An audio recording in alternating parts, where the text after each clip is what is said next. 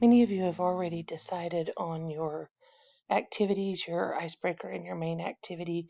So obviously you know who your groups are, you know what your activity is going to be for most of you. I just wanted to take a minute to go over a few things to make sure everybody was on the same page. A couple of things that I want to point out. First of all, that you're going to turn in three separate things for this assignment. You're going to turn in the group protocol as the group. So you'll turn in one of those for the whole group. The grade will be for the whole group. But then you're also going to turn in the group design protocol reflection and the group process evaluation form individually. Now, when you're doing this group process evaluation form, please be sure to be specific in your feedback comments. Tell me what went well, what could have been improved. That'll help me to not only know how things went within your specific group, it'll also give me an idea if I need to make any tweaks or changes to the assignment next time.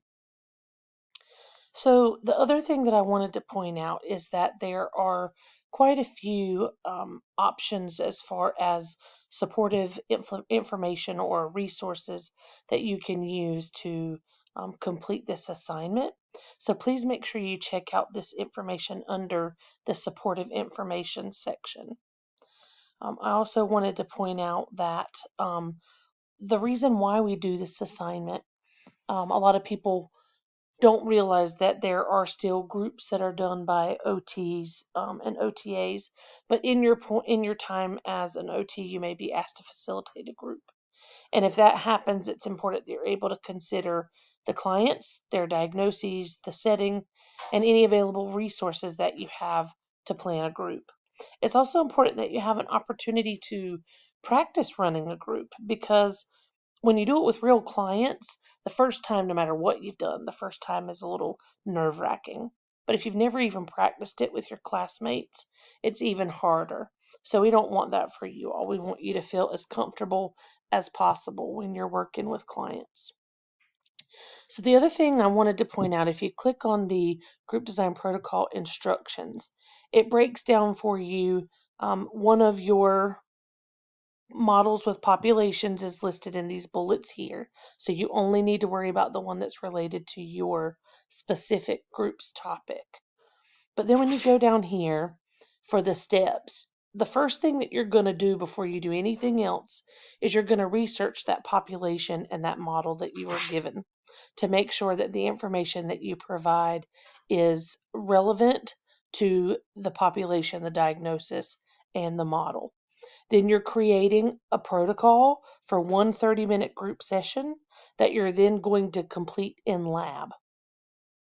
So make sure that whatever activity that you choose is something where you will be able to actually bring the items to the lab to perform it with your classmates as your clients and you and your group mates as the ones running the group.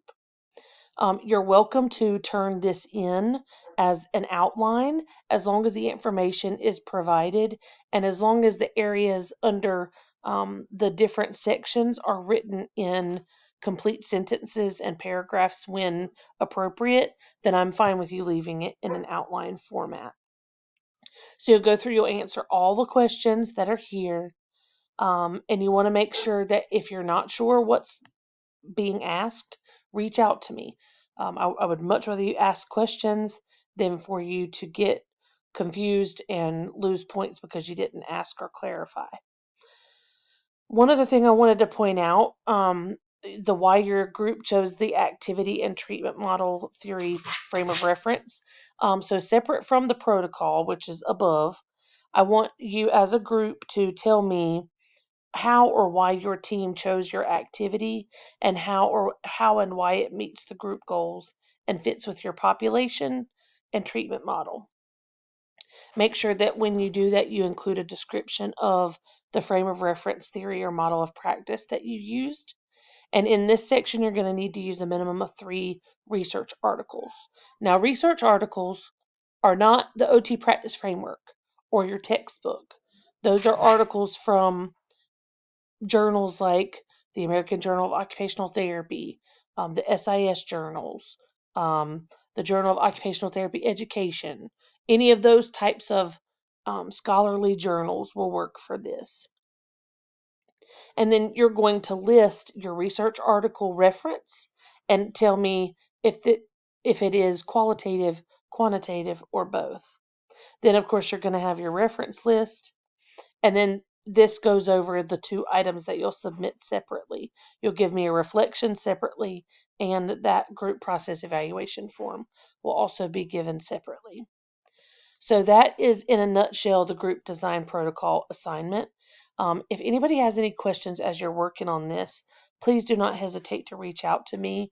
I know this is a big assignment, but it really is something that I think that once you get through it, you will have learned a lot from it, and I think that you'll enjoy performing it with your classmates. It'll be a fun lab. So if anybody has any questions, feel free to let me know.